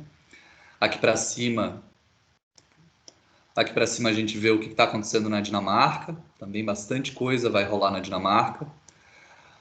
O maior país hoje é o Reino Unido, porque ele tem uma grande costa e o que é chamado de zona econômica exclusiva, ou seja, qual é a faixa de mar que faz parte da economia do seu país, né? E que só o país pode utilizar para pesca, para transporte marítimo, para petróleo e para energia eólica. Então, o Reino Unido tem uma grande área, uma grande zona econômica exclusiva e tem muitos projetos em desenvolvimento. Ok, e depois da Europa, para onde que a gente vai? A gente vai para a China, Taiwan. Taiwan e China é a próxima onda que está bombando. Então, se a gente for aqui para Taiwan, então aqui a gente tem Taiwan, projetos muito grandes. E aqui eu estou falando de projetos de 700 megawatts, 800 megawatts. Ou seja, são ordens de grandeza maiores que os projetos onshore no Brasil. As áreas são muito grandes também, né? Então, isso aqui são áreas de centenas de quilômetros quadrados. Então, aqui é China e Taiwan. E depois de China e Taiwan, para onde que a gente vai?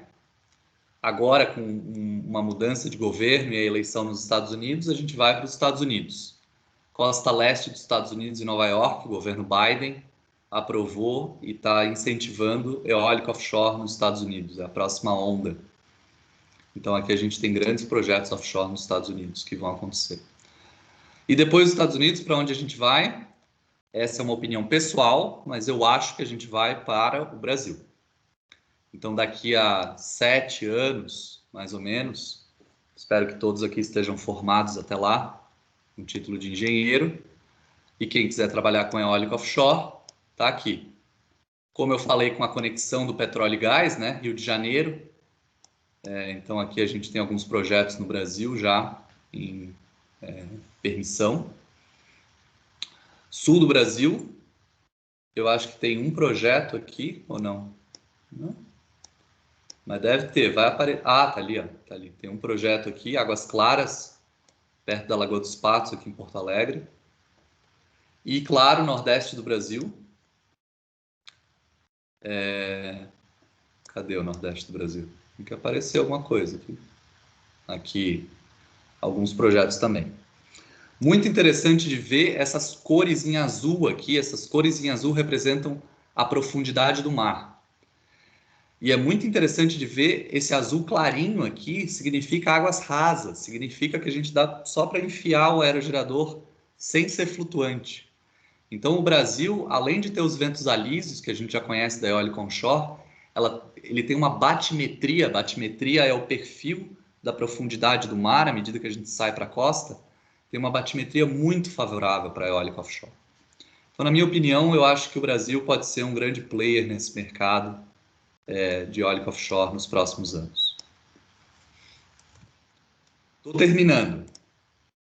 Vamos voltar para os objetivos de aprendizagem? Henrique, podemos deixar para o final?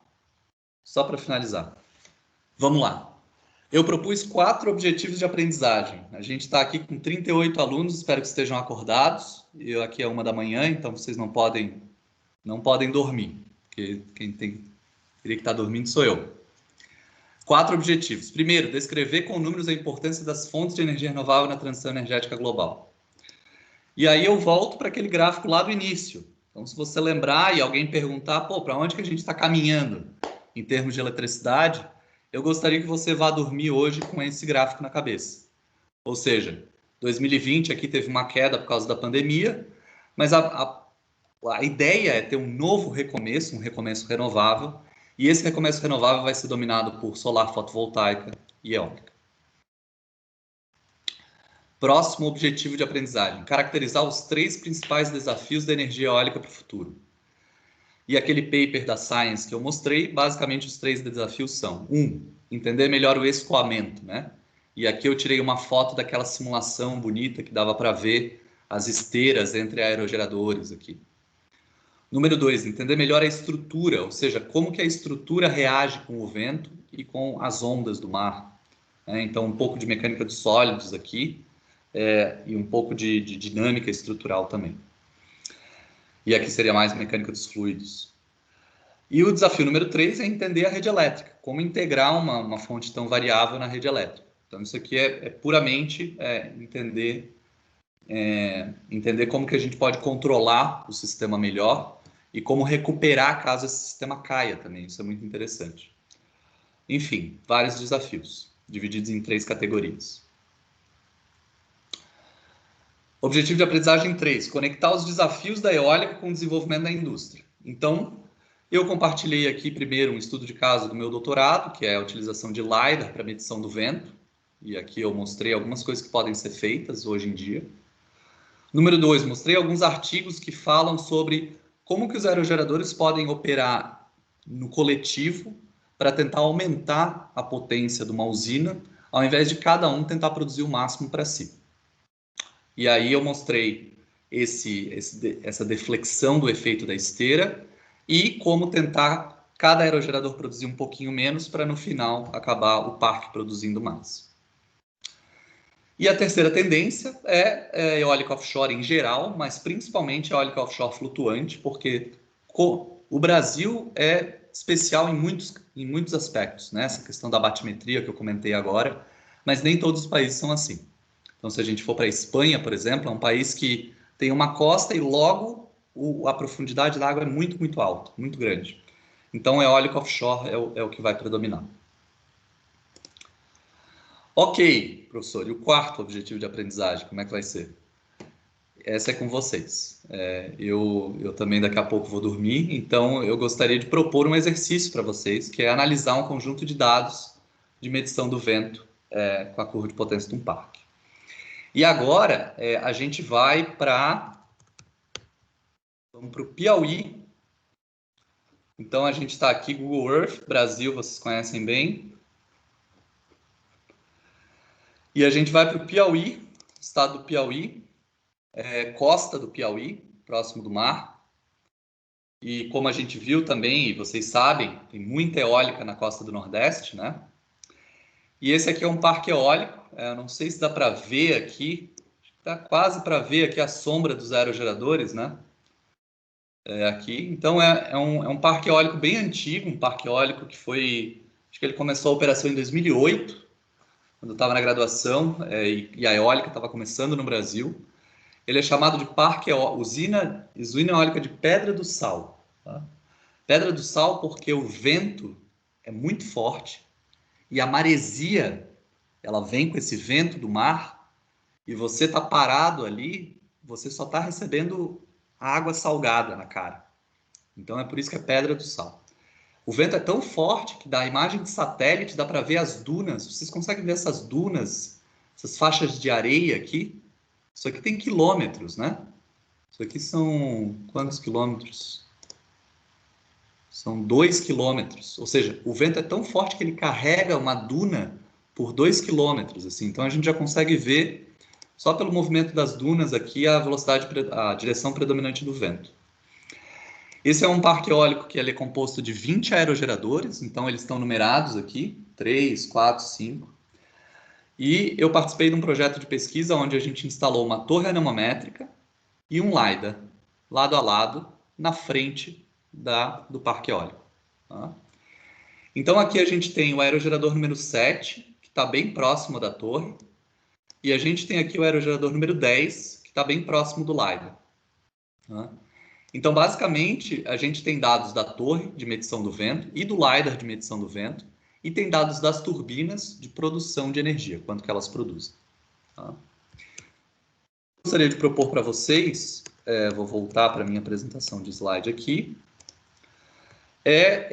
eu construí um script, para começar parte do projeto, a gente publicou esses dados, então esses dados de produção de energia e de medição do vento são públicos e foram disponibilizados numa plataforma que pode ser baixada por qualquer um.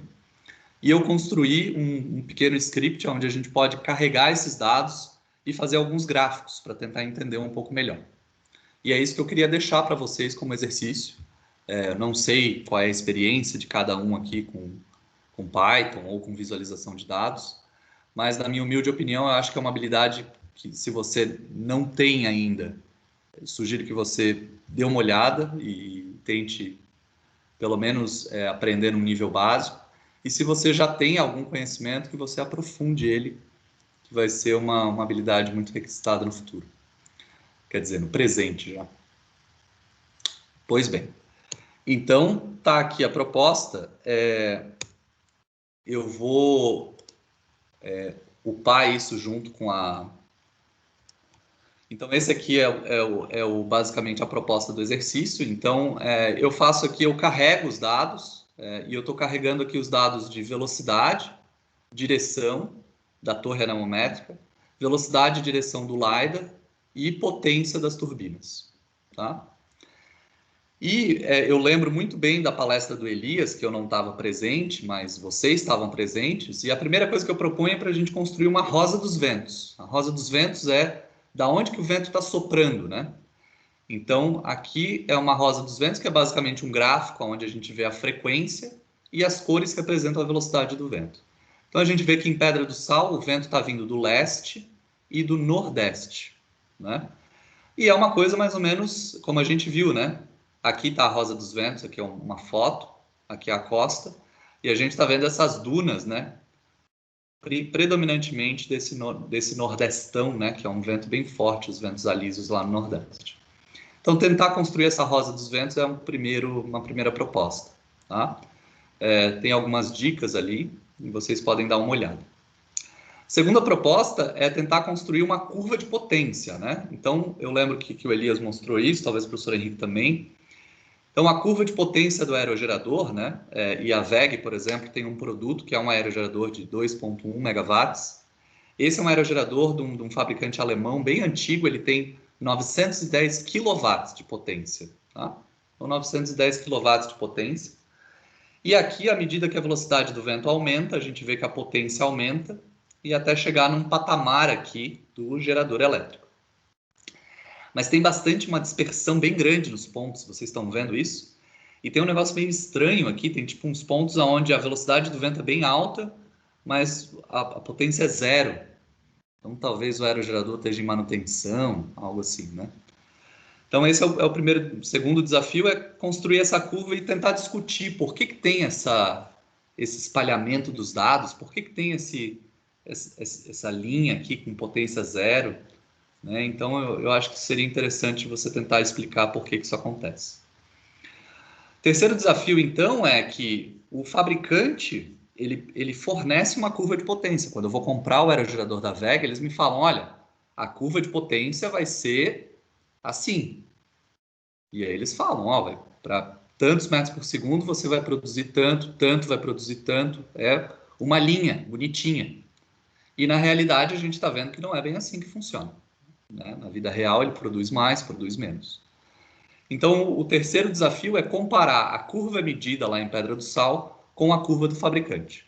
Então, esse aerogerador aqui, o aerogerador número 7, ele está produzindo mais ou menos do que o fabricante prometeu. Então, a ideia seria pegar esse gráfico e sobrepor com o gráfico do fabricante. Então, eu forneço aqui a curva do fabricante e faço uma proposta aqui, que é basicamente essa, a gente plotar. Isso aqui é um plot, as cores mais claras são dados que têm mais densidade. Então aqui a gente consegue ver em vermelho a curva do fabricante e os pontos mais escuros são dados que ocorrem uma vez só ou poucas vezes. E os dados mais claros são dados que ocorrem várias vezes. Então a gente pode observar aqui que entre 5 e 10 metros por segundo, a curva segue mais ou menos a do fabricante. Claro que tem períodos maiores ou menores, mas principalmente ela segue. Mas quando a gente começa a aumentar a velocidade aqui, percebe que isso começa a descer um pouquinho aqui, ó. Ela começa a vir um pouco para baixo da curva do fabricante. Então é mais ou menos isso que pode ser discutido também, né? Os dados permitem vários outros exercícios, mas eu acho que é isso que eu gostaria de propor. E eu acho que é bem legal fazer esse tipo de visualização, você conseguir receber um set de dados. Aqui é de um aerogerador, mas poderia ser de um gerador elétrico da WEG, poderia ser de um ensaio de tensão de um projeto de uma barra, poderia ser dados de tensão e corrente no circuito elétrico. Então, eu acho que o meu ponto aqui é tentar incitar vocês a trabalhar com esse tipo de ferramenta para visualizar dados, sejam lá quais eles forem, e tirar insights disso, né? E com isso, eu gostaria de encerrar e agradecer a atenção de vocês aqui essa noite. Prazer poder voltar a casa e participar da disciplina. Perfeito, Pedro. Muito obrigado. Cara, foi excelente a apresentação, tá? Tenho que te agradecer mais uma vez aí. Antes que eu esqueça, tá? A gente já segue mais um pouquinho, mas antes que eu esqueça, deixa eu só colocar aqui um link para o pessoal.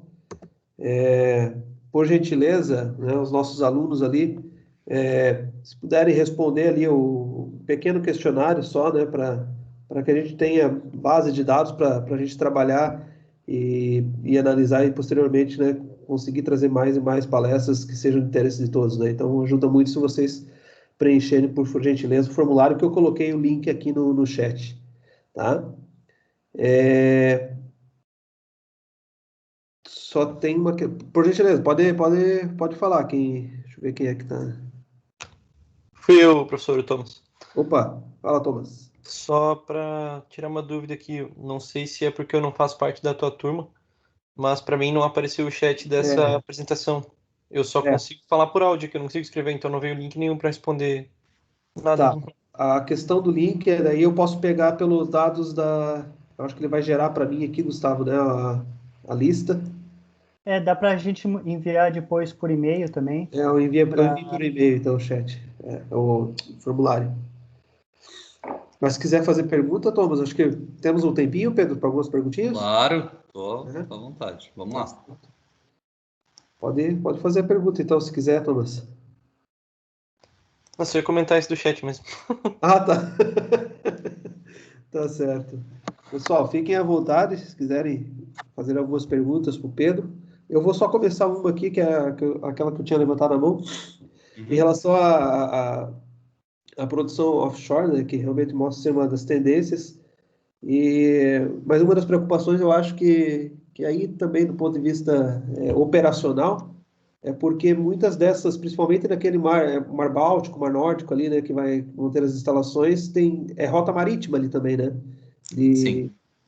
então, eu acho que tem alguns pontos, inclusive, que há coincidência entre as rotas com o planejamento de instalações, né? E, É, enfim, eu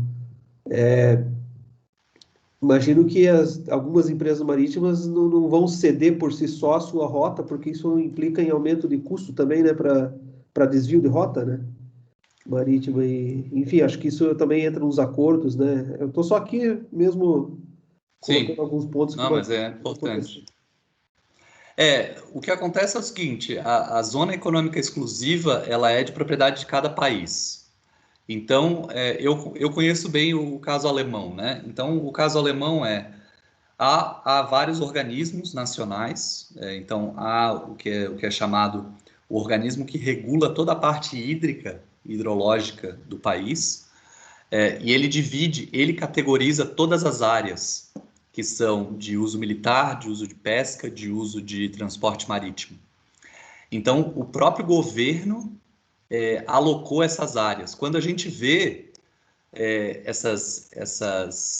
esses terrenos offshore aqui que vão ser concedidos, eu acho que as pessoas também devem achar um pouco estranho o formato deles, né? Por que é esse triângulo aqui?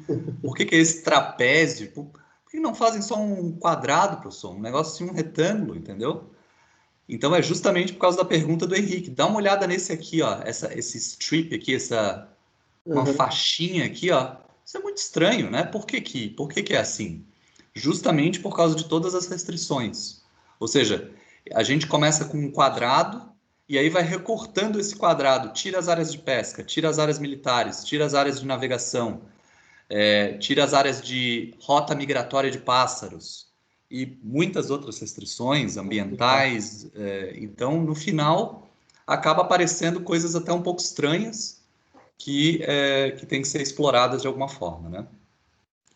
Então, eu acho que basicamente, eu acho que dá para ver em mercados mais maduros a forma que isso está sendo feita. No início, na Alemanha, era meio um velho oeste, assim. Cada empresa ia lá, escolhia uma área e ia desenvolver. E depois o governo chegou e falou, não vai dar para ficar assim. A gente vai regulamentar, recortar cada área e lançar leilões para regulamentar cada dessas áreas. O Brasil tem um marco regulatório do petróleo que é referência mundial. Então, a forma com que a gente concede bacias no Rio de Janeiro, no Nordeste, para o petróleo, é mais ou menos no mesmo estilo. Só que na energia eólica hoje, offshore, ainda está velho oeste no Brasil. Então, cada empresa está indo lá e requisitando uma área, e o IBAMA ou o Ministério de Minas e Energia ainda não está tendo o poder para fazer esse marco regulatório que está sendo discutido agora. Então, a minha expectativa é que no futuro o Brasil também venha com esse tipo de marco, como acontece no petróleo, para justamente não ter que o Henrique está perguntando, que é conflitos de interesse, projetos mal feitos, né, mal planejados, e que a eólica pode acabar ficando com uma imagem negativa, né? Não por uma questão técnica, mas por uma forma errada de fazer as coisas, né? Muito legal, muito legal. Ah, Vamos lá, Thomas. Sim, Agora sim? Agora agora sim.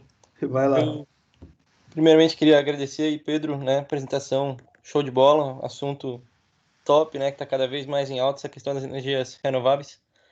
Eu tenho uma pergunta para fazer, eu não sei se foi comentado na apresentação de fato, porque aqui deu uma travada por questão do Teams aí, né? Fica um pouco lento. Mas nesses parques offshore, né? Tinha ali, tu tinha apresentado, ficou os recortes, né? Acabou de comentar. Sobre esses parques, como é que funciona a parte da transmissão dessa energia? Cada parque desse tem sua transmissão individual ou aproveita-se o caminho aí onde tem, pega tudo numa mesma linha e se der algum problema corta tudo? Como é que funciona? Uhum. Esse mapa eu deixei o link ali na apresentação e ele é bem bacana porque à medida que a gente vai dando zoom aqui, a gente começa a ver as linhas de transmissão que estão em vermelho aqui e os quadradinhos laranjas são as subestações, né? E isso aqui são coisas gigantes, né? Isso são cabos submarinos que transmitem energia até a costa. E as subestações de transmissão também são bem grandes, com plataformas flutuantes. Vocês podem procurar no Google fotos depois disso aqui. Se a gente der um zoom ainda maior, dá para ver cada turbina, que é o círculo preto. E uma outra coisa interessante é como as turbinas estão conectadas entre si, né? Ou seja, isso aqui é uma otimização matemática, né? Um probleminha linear, para ver a mínima quantidade de cabo que eu preciso para ligar todas as turbinas. Então a gente vê aqui que, por exemplo, essa fazenda aqui, que tem esse nome aqui, ela está ligada, todas as turbinas estão ligadas nessa subestação aqui, e aí a subestação em si dessa fazenda é ligada numa outra subestação do cluster, que a gente chama. Então várias usinas formam um cluster, que é esse cluster que eu estou circulando aqui, e vem para essa subestação. E dessa subestação, ele conecta também outros clusters diferentes e ela vem para a costa. Então, isso aqui são centenas de quilômetros de cabos submarinos, né? Então, a tua resposta é: a transmissão na energia eólica offshore, ela é um grande custo, ela é cara, ela é regulamentada pelo governo também, e ela é feita por clusters. Então, um cluster que vai ser concedido para diferentes empresas, não necessariamente vai ser a mesma, vai ter uma mesma subestação. O governo vai fazer parte do leilão de entregar essa linha até essa subestação principal, e cada empresa vai ser responsável por fazer a ligação dessa subestação até a sua usina planejada. Então, é mais ou menos parecido com o que acontece onshore, né? Na época do Brasil lá, eu lembro que até teve 2015, 2016, teve um problema que vários parques eólicos estavam construídos, mas não tinha subestação pronta. O governo, o Ministério de Minas e Energia, não entregou a subestação. E aqui no offshore pode ocorrer o mesmo problema, num grau de magnitude bem maior, né? Para complementar a resposta, o que está sendo planejado agora são ilhas de energia. Então a Dinamarca aqui não está no mapa ainda, mas o que a Dinamarca e a Alemanha pretendem fazer é construir uma ilha artificial no meio do Mar do Norte e construir uma grande subestação que vai conectar vários clusters. E também eles vão produzir hidrogênio nessa ilha artificial. Então essa é uma ideia do futuro que também está sendo discutida para tentar, ao mesmo tempo, diminuir o custo desses cabos de transmissão, mas também conseguir vincular a produção de hidrogênio à produção de energia eólica. Que também é outra tendência que eu não cobri na palestra, mas fica para a próxima. Hidrogênio verde. E espero que tenha respondido, Thomas. Sim, legal, obrigado. Valeu. Esclareceu sim. E o Igor, então? Boa noite, Pedro. Consegue me ouvir? Sim. Primeiro, parabéns aí pela palestra, muito boa, é muito rica em conhecimento. Eu acho que agregou bastante para todo mundo. Pedro, antes você estava falando sobre a batimetria do Brasil, né? Que no Brasil nós temos uma faixa litorânea ali que ela tem uma grande área rasa, de águas rasas. Isso quer dizer que as usinas offshore fixas são, de certa forma, melhores do que as flutuantes? Ou, no caso ali, dá para fazer as flutuantes em águas rasas também? Uhum. Como eu mostrei no slide, eu acho que até é importante mostrar o slide de novo aqui, que é interessante quando a gente vê esse tipo de imagem, né? eu comecei a trabalhar com eólica offshore agora, nesse ano de 2021. E olhando uma foto como essa, parece muito fácil, né? Parece muito simples, né? Mas para você sair daqui dessa primeira turbina na esquerda e vir para essa turbina, essa quarta turbina aqui, são ordens de grandeza em termos de complexidade, em termos de custo. É algo extremamente proibitivo ainda até. Então, eólica offshore flutuante ainda está num estágio bem experimental e sendo puxado por empresas que têm muito dinheiro, leia-se empresas do petróleo, ou seja, um grande player, por exemplo, nessas turbinas da direita é a Equinor, que é a antiga Statoil, que é a empresa de petróleo da Noruega, como se fosse a Petrobras da Noruega. Então, parece simples, mas cada passo aqui de uma turbina para outra, de monopile para jacket, de jacket para flutuante, são quase que ordens de grandeza mais cara em termos de complexidade. E quando a gente fala de flutuante, a gente tem que pensar, eu fiquei de mostrar esse vídeo aqui, não mostrei, acho que vocês conseguem ver agora. Isso aqui é um vídeo de uma simulação de uma usina eólica, de uma turbina eólica offshore em operação. E como vocês podem imaginar, ela se mexe, né? Ela tem movimento. Então, a dinâmica da estrutura de uma torre de 160 metros de altura, com 250 metros de diâmetro, mexendo com as ondas, exige uma estrutura de controle que custa muito caro. Então, a resposta tua de vamos colocar a usina flutuante nas águas rasas, nem pensar. Muito mais caro. Vamos deixar ela com monopile. Aí alguém poderia argumentar, mas tem impacto ambiental, você martelar uma torre no leito do mar. Sim, concordo, mas tem várias técnicas agora que estão tentando minimizar o impacto ambiental e tornar isso mais silencioso e mais sustentável. A outra pergunta do Brasil, né? O Brasil tem águas rasas. Como que vai ser o desenvolvimento, né? A gente vai ter energia flutuante no Brasil?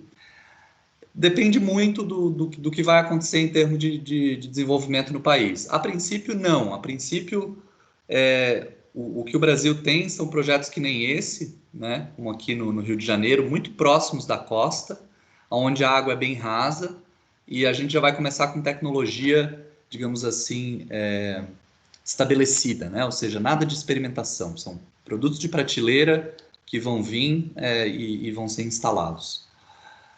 A grande diferença entre você instalar uma eólica offshore próximo da costa e longe da costa também é que você pode imaginar que o recurso eólico varia. Eu vou voltar para esse mapa agora aqui do vento que a gente viu. Eu não sei se dá para ver aqui, mas aqui talvez seria nessa região aqui, ó. Talvez seria interessante. Mas o que eu quero tentar mostrar é que tem o que a gente chama de um gradiente costeiro, ou seja, o recurso eólico próximo da costa ele varia bem mais do que o recurso eólico longe da costa. Deixa eu dar um zoom aqui melhor.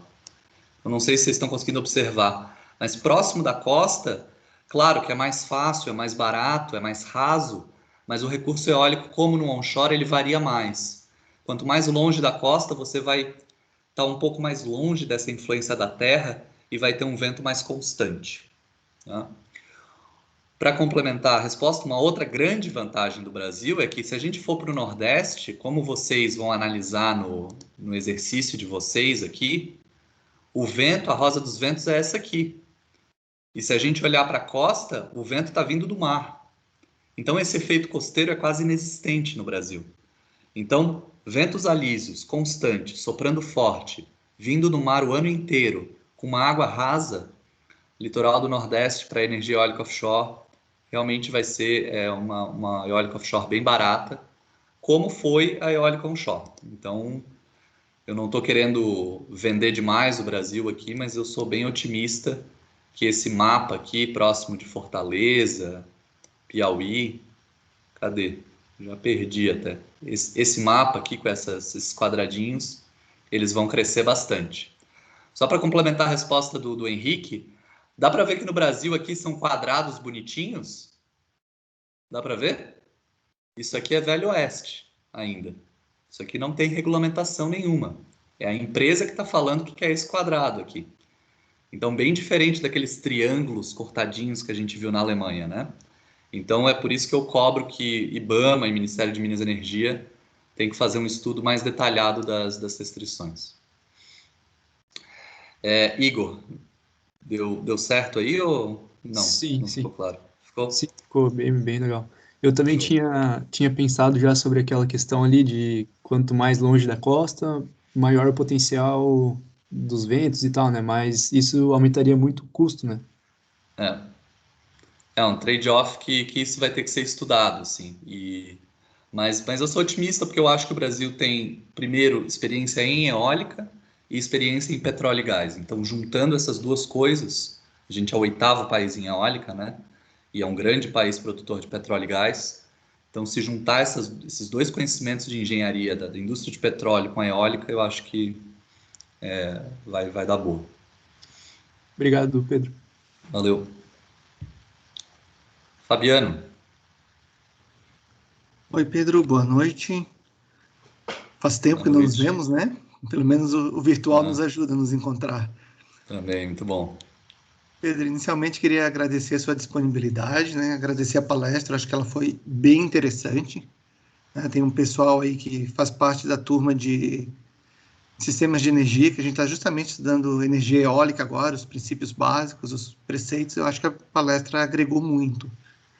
Mas deixa eu tirar uma dúvida ali quando você falou de hidrogênio verde.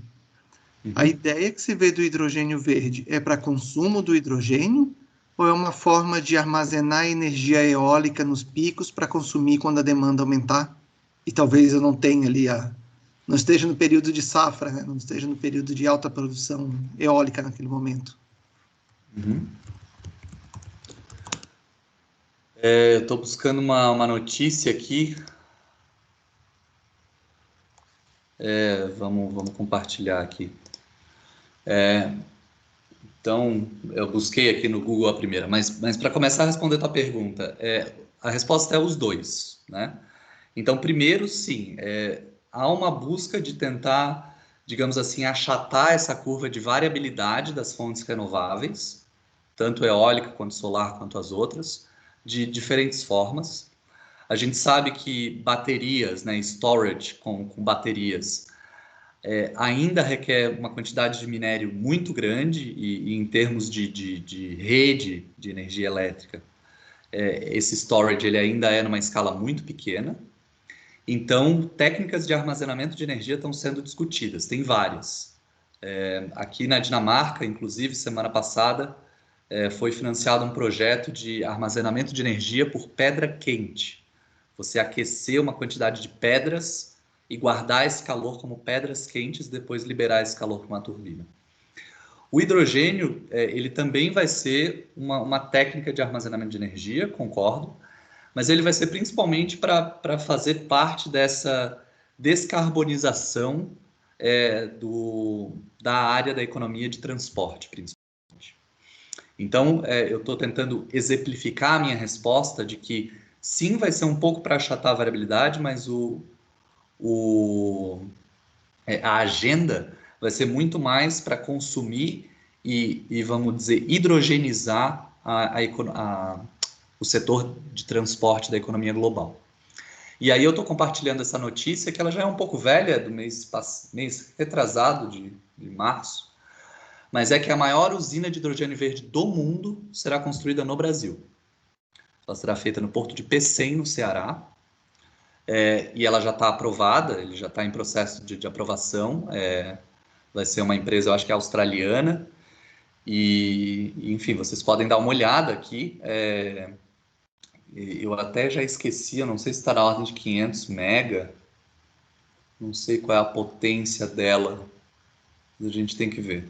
Mas basicamente a ideia é Porto do Pecém, no Ceará, vamos voltar para esse mapa aqui da offshore. Porto de Pecém, no Ceará, para quem não conhece, é um porto bem estratégico, e é aqui bem pertinho de Fortaleza. Vamos voltar para cá. Tá aqui, ó. E aqui a gente já vê uma área de eólica offshore gigante, ó, que está sendo pedido a permissão. Então o porto é aqui. Qual é a ideia? A ideia é construir a maior usina de hidrogênio verde do mundo. Para quê? Para diminuir a variabilidade de eólica no Brasil? Negativo. É utilizar a energia eólica do Brasil, que é barata e constante ao longo do ano, produzir hidrogênio verde num local que seja geopoliticamente favorável e que eu possa pegar esse hidrogênio verde e vender para o mercado que está mais precisando. Porto de Pecém, no Ceará, para quem ainda não se tocou, tem uma posição geopolítica muito, muito boa. Tem uma rota direta para a Europa, tem uma rota direta para os Estados Unidos e tem um acesso ao Canal do Panamá para ir para a Ásia. Ou seja, a maior usina de hidrogênio verde no mundo no Brasil, Porto do Pecém, usando a energia eólica que sobra no Brasil muitas vezes, em períodos que os reservatórios hídricos estão cheios, para produzir hidrogênio verde, não para achatar a curva de variabilidade, mas para vender no mercado internacional quando a economia global começar a ficar mais eletrificada, né, e hidrogenizada. Então essa é uma opinião pessoal, né? Estou dando aqui uma perspectiva para o futuro muito pessoal, mas em geral é o que eu vejo o hidrogênio verde sendo utilizado. Não sei se era mais ou menos isso, Fabiano. Não, ok, muito obrigado. Ajudou bastante a ter uma ideia do porquê de gerar hidrogênio ali.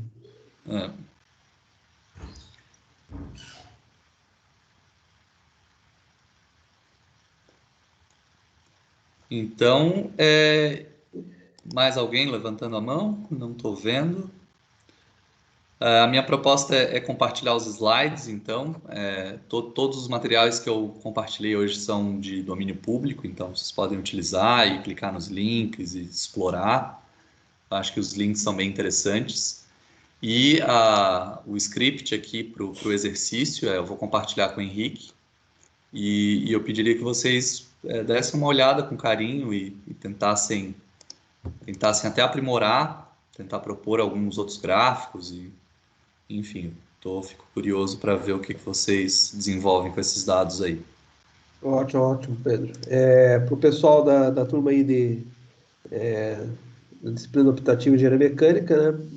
Não é opcional, a gente vai trabalhar isso na aula, tá? Para os demais, aí, de acordo com os professores ali, eles podem verificar, né, se vão aplicar, mas para a gente ali do curso de eólica, ali a gente vai sim utilizar e agradeço bastante, parece um exercício muito bacana. E, Pedro, eu gostaria muito da gente continuar esse papo, porque, pô, aqui dá para ir muito tempo. Eu diria dá para ir até meia-noite, mas no teu caso aí, ia tomar café da manhã, né, Pedro? Então, cara, agradeço de verdade, tá, essa tua disponibilidade. Pô, eu sei, trabalhou o dia inteiro aí e tá aí até agora com a gente, então, agradeço de verdade, tá? Baita satisfação te rever mais uma vez, conversar contigo, relembrar um pouco dos tempos de Católica, né? E agradecer a presença de todos aqui também, né, que ficaram até agora. Tenho certeza que foi bastante agradável e agregou bastante aí nos conhecimentos, nem que seja no conhecimento geral. Você pode até não trabalhar com eólica para frente, né? Mas o conhecimento geral também eu acho que faz parte da formação de todos aí, né? E é isso, eu acho que nós podemos encerrar, daí depois tu me manda ali, por favor, Pedro, a apresentação, o exercício, né? E acho que é isso, não sei se o Gustavo quer dar alguma palavra, Gustavo. Não, só gostaria de agradecer, Pedro, por ter aceitado o convite. Aprendi muito, tá? Hoje, na tua palestra, a gente sempre aprende bastante e o Pedro tem uma facilidade muito grande de tornar simples, às vezes, as coisas que não são tão simples, né? Então, eu acredito que, assim como eu, vários alunos aí aumentaram muito o conhecimento nessa parte de eólica e até essa visão do panorama, né, atual e o futuro, né? Como o Pedro comentou ali na palestra, é uma área que está crescendo de forma exponencial e quem tem mais a ganhar nisso são os engenheiros, né? Então, é uma oportunidade aí muito grande para todos nós, né? Então, Agradeço muito, Pedro. Bom te ver novamente aí, como o Henrique comentou aí, relembrar um pouquinho de alguns anos anteriores, né? Então, muito obrigado por aceitar o convite. E com certeza, né, Henrique, a gente vai fazer alguns convites adicionais aí no futuro, porque eu tenho certeza que os alunos gostaram muito. Sim, Fica à sim. vontade, eu que agradeço aí. Muito bom Só revê-los. mais um detalhe para o pessoal saber aí, quem já foi ali no laboratório de energia, seja para visitar ou seja para alguma disciplina, né, ali ó, vira o aerogerador, vira aquele pequeno ventiladorzinho que a gente tem lá, aquele exaustor lá, pequenininho, fruto do trabalho ali, a iniciativa do professor Pedro, quando trabalhou aqui na Católica, né, que iniciou o laboratório e agora a gente está dando continuidade ao trabalho Pedro e dele. Gustavo, Pedro e Gustavo. Tá certo, e a gente está dando Muito continuidade bom, aqui. muito bom. Que bom. Não, fico muito feliz. Prazer revê-los todos, os alunos que eu não conheço, mas espero que vão colher frutos. Sou Gustavo, Henrique, Fabiano, Viana. Muito bom vê-los todos aí. Então, até a próxima. Fique à vontade, pode convidar de novo, que para mim vai ser um prazer retornar a casa aí mais uma vez. Tá certo, Pedro. Na próxima a gente inicia às 10 horas aqui no Brasil. Ah, maravilha, vamos embora. Não, não. Tá certo, Mas agora eu vou dormir, com certeza. tá Uma boa certo. noite para vocês. Boa noite. E o pessoal daí da disciplina de Tchau. eólica, a gente vai fazer um intervalinho de 15 minutos e a gente volta a conversar depois, então, tá bom? O pessoal de Eletrônica 2, aula já. Já, agora. Pode fazer o login. Tchau. Valeu aí, pessoal. Valeu, Pedro. Um abraço. Valeu. Tchau, Valeu. tchau. Tchau.